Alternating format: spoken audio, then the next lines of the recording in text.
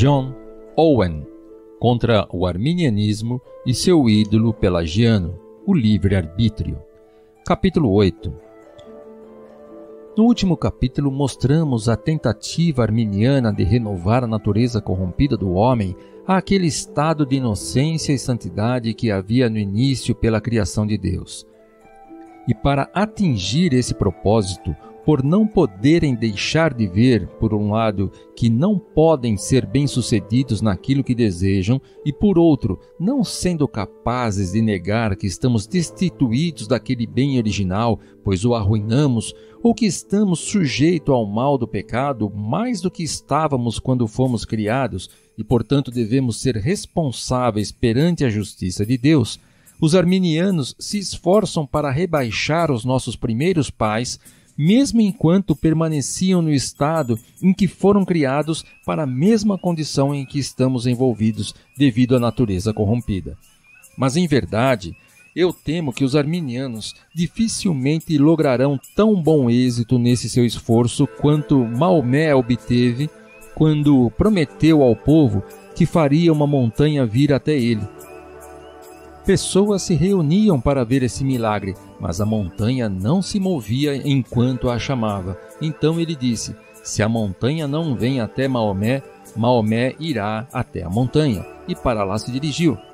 Entretanto, quanto a nós, temos visto que os nossos arminianos não podem subir a elevada montanha da inocência e tampouco podem chamá-la para o vale do pecado e da corrupção em que eles estão.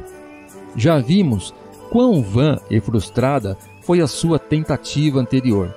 Agora, faremos um panorama de uma outra insolência que pretendem, a saber, fazer com que aqueles que Deus criou puros, santos e sem máculas de qualquer pecado estejam envolvidos na mesma miséria e perversidade da natureza em que nós mesmos nos encontramos. Não é minha intenção entrar em qualquer discurso curioso sobre a condição e a graça de Adão antes de sua queda, mas apenas mostrar minha concordância fiel com o que o próprio Deus afirmou sobre todas as obras de suas mãos. Elas eram muito boas. Nenhum mal, nenhuma deformidade ou qualquer coisa que tende para isso fluiu imediatamente daquela fonte de bondade e sabedoria. Portanto, acima de qualquer dúvida, o homem, a mais excelente obra e a maior glória do seu Criador, estava tão livre de qualquer mancha ou defeito e dotado de todas as perfeições das quais eram capazes a sua natureza e o seu estado de obediência. Nós devemos ser prudentes para não atribuirmos caluniosamente defeitos a eles, os quais não ousaríamos atribuir à imagem de Deus. Nada manifesta mais o desvio de nossa natureza de sua constituição original e declara a corrupção com que estamos contaminados do que a inclinação que há em nós para tudo que é mal, do que a inclinação da carne que sempre milita contra o espírito, do que a luxúria e a concupiscência que fomenta, concebe, gera, produz e alimenta o pecado, e do que a perpétua propensão que há na natureza não regenerada para cada coisa, que é contrária à pura e santa lei de Deus. Ora, porque nem a Escritura, nem a experiência permitirão que os cristãos neguem completamente essa depravação de nossa natureza, essa aversão a todo bem, a uma propensão para o pecado, então os arminianos buscam atenuar isso tanto quanto são capazes, afirmando que esse não é um grande problema, não mais do que Adão estava sujeito enquanto permanecia em seu estado de inocência. O quê? Deus criou Adão com uma propensão para o mal? Essa era uma parte da gloriosa imagem divina em cuja semelhança ele foi formado? Sim, Corvinus diz, em razão de sua criação, o homem tinha uma afeição para o que era proibido pela lei. Além disso, parece ser injusto que Deus dava a dar a um homem uma lei para guardar e colocar sobre sua natureza uma repugnância a essa lei, como um deles afirmou no Sínodo de Dort. Não, diz o autor anterior, não seria apropriado que uma lei fosse dada ao homem, caso ele já não tivesse sido dotado de propensão e inclinação naturais para o que é proibido pela lei. Mas por que isso é tão necessário nos homens e não nos anjos?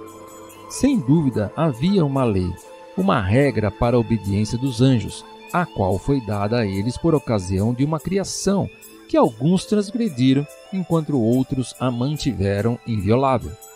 Será que os anjos também tinham uma tendência para pecar que fazia parte de sua natureza em virtude de sua criação? Eles tinham uma afeição natural colocada neles por Deus, a qual era proibida pela lei? Que apenas aqueles que desejam ser mais sábios do que a palavra de Deus ousem atribuir tamanha injustiça ao justo juiz de toda a terra. Mas parece que é exatamente isso que os arminianos fazem. Armínio declara: havia uma inclinação no homem para o pecado antes da queda, embora não totalmente, nem de modo veemente e exagerado, como acontece agora.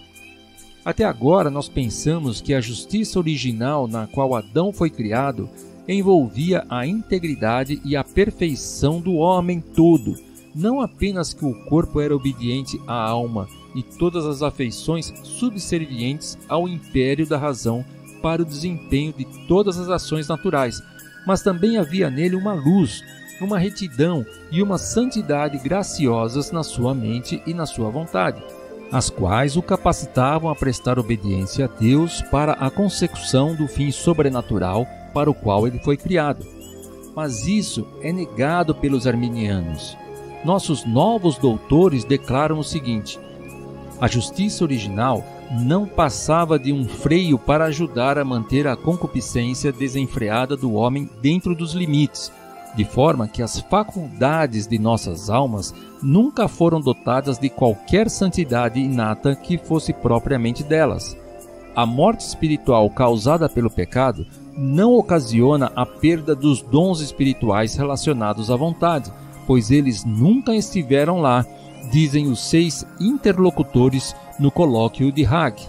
A suma disso é que o homem foi criado com uma natureza não somente fraca e imperfeita, incapaz por sua força e dons naturais de atingir aquela finalidade sobrenatural para a qual ele foi criado, e que lhe era ordenado buscar, mas também depravado com um amor e desejo pelas coisas repugnantes à vontade de Deus, em razão de uma inclinação inata para o pecado.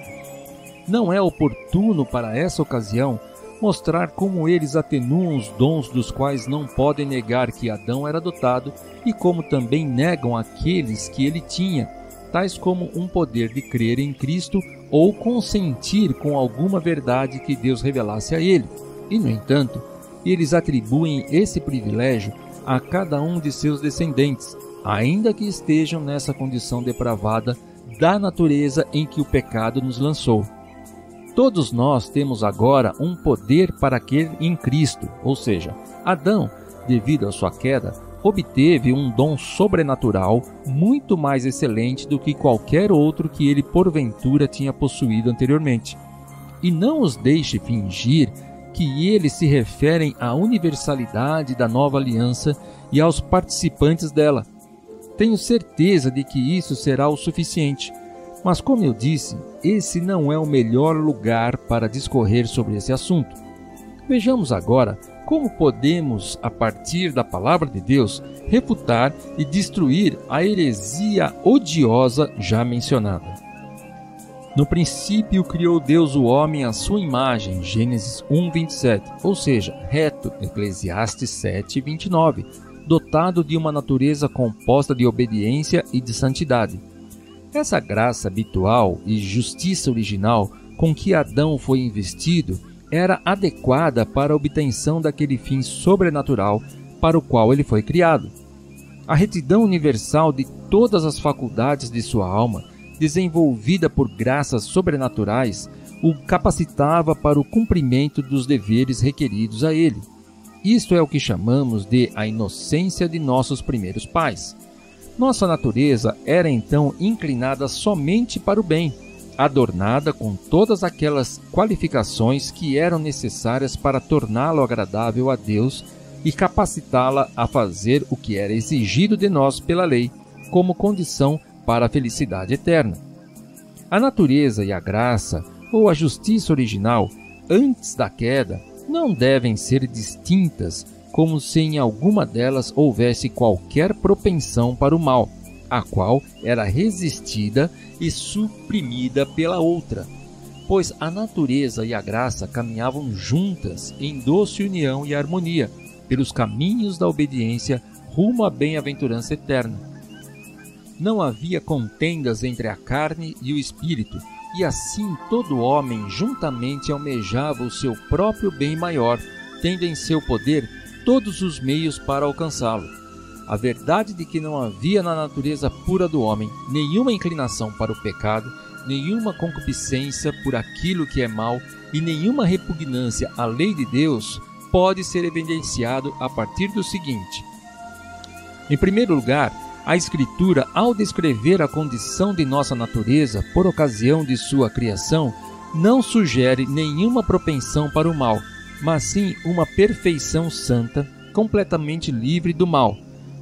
Nós fomos criados à imagem de Deus, Gênesis 1:27, em um estado de retidão que era tanto perfeito quanto oposto a todas as invenções malignas, Eclesiastes 7:29. E quando somos, em certa medida, renovados segundo a mesma imagem que tínhamos no princípio pela graça de Cristo, Colossenses 3:10, vemos pelos primeiros frutos que ela consistia em verdadeira justiça e santidade, em verdade e perfeita santidade, Efésios 4:24. Em segundo lugar, uma inclinação para o mal e uma cobiça pelo que é proibido são os componentes daquela concupiscência desordenada com que a nossa natureza está agora corrompida, a qual é condenada em toda a Escritura como pecado. Paulo, em Romanos 7, afirma expressamente que essa concupiscência é um pecado, que é proibida pela lei, versículo 7, que produz todo tipo de mal e que se opõe a tudo que é bom. Ele a chama de um corpo de morte, versículo 24. Tiago descreve a concupiscência como o próprio ventre em que toda iniquidade é gerada, Tiago 1:14-15. Certamente que no princípio a nossa natureza não era oprimida com tal malignidade inata. Onde está a honestidade e inocência que temos até agora concebido, que nossos primeiros pais desfrutaram antes da queda? A repugnância à lei deve necessariamente ser algo pecaminoso. Uma inclinação para o mal, para algo proibido, é uma anomia, um desvio e uma discrepância da pura e santa lei de Deus. Se o caso fosse como os arminianos afirmam, então não devemos falar mais sobre o estado de inocência, mas deveríamos falar apenas de um curto espaço de tempo em que nenhum pecado real exterior havia sido cometido. Se isso for verdade, a verdadeira fonte dessa inclinação para o mal foi colocada em nossa natureza na ocasião em que fomos criados. Essa é aquela harmonia obediente a todos os mandamentos de Deus que é necessária a uma criatura pura e inocente que tem uma lei prescrita a ela? Por qual dos 10 mandamentos essa inclinação para o mal é requerida? Será por esse não cobiçarás? Ou pela soma de todos eles? Amarás o Senhor teu Deus de todo o teu coração? Será que toda a felicidade do paraíso consistia nisto? Ser perturbado com uma natureza cobiçosa e cheia de desejos vãos, cuja inclinação principal se precipita para toda a iniquidade, caso seu apetite violento não seja poderosamente contido pelo cabresto e freio da justiça original?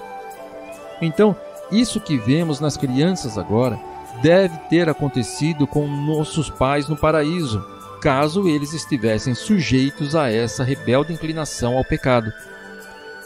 Em terceiro lugar, e principalmente, de onde a nossa natureza primitiva deriva essa afeição pelas coisas que eram proibidas, essa rebelião e repugnância à lei que deve necessariamente ser uma anomia e assim algo pecaminoso? Se ainda não havia nenhum demérito para que isso fosse merecido como uma punição, Então, de onde surgiu esse defeito? A operação de qualquer coisa que deriva sua origem a partir de si mesma deve necessariamente proceder da mesma causa que a essência ou o próprio ser. Assim como o que faz as chamas tenderem para cima está relacionado à mesma origem do fogo, assim também essa inclinação ou afeição não pode ter outro autor senão Deus. Assim, Deus seria responsabilizado não apenas pelo primeiro pecado como a causa eficiente, mas também por todos os pecados que surgiram no mundo a partir dele. Claramente, e sem quaisquer consequências forçadas, Deus é feito o autor do pecado, pois nesse caso, mesmo aquelas propriedades positivas que não podem ter nenhuma outra fonte senão o autor da natureza, estando inclinadas para o mal, são diretamente pecaminosas.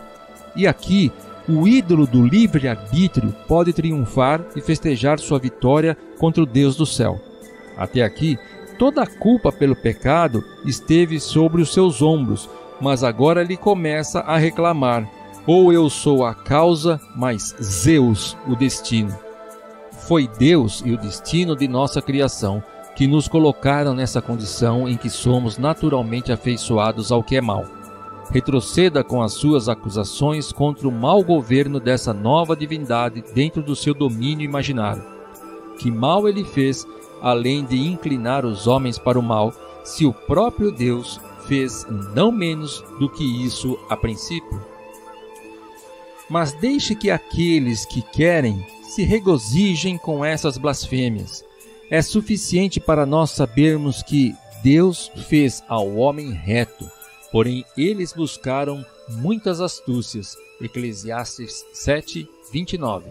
Portanto, diante dessa dissonância, que nos apegamos à melhor parte, somente à Escritura. E criou Deus o homem à sua imagem. A imagem de Deus o criou. Homem e mulher os criou. Gênesis 1, 27. E vos vestistes do novo, que se renova para o conhecimento, segundo a imagem daquele que o criou. Colossenses 3:10. Que segundo Deus é criado em verdadeira justiça e santidade. Efésios 4, 24. Livre-arbítrio. Havia no homem, antes da queda, uma inclinação para pecar, embora não tão veemente e exagerada como ela é agora. Jacó Armínio. Deus colocou no homem uma repugnância à sua lei. Gesteranos no Sínodo. O homem, devido à sua criação, tinha uma afeição àquelas coisas que são proibidas pela lei. Johannes Arnoldos Corvinus. Somente a Escritura. Eis aqui o que tão somente achei, que Deus fez ao homem reto, porém eles buscaram muitas astúcias. Eclesiastes 7:29. Portanto, como por um homem entrou o pecado no mundo, e pelo pecado a morte, assim também a morte passou a todos os homens, por isso que todos pecaram. Romanos 5:12. Livre-arbítrio. A vontade do homem nunca teve dons espirituais. Apologia pro confessione remonstrantium. Somente a Escritura.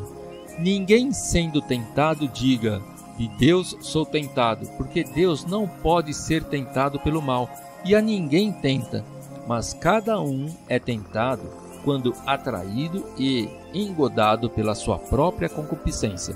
Tiago 1, 13, 14. Livre-arbítrio. Não era apropriado que o homem tivesse uma lei dada a ele, a menos que ele tivesse uma inclinação natural ao que era proibido pela lei. Johannes Arnoldos Corvinus.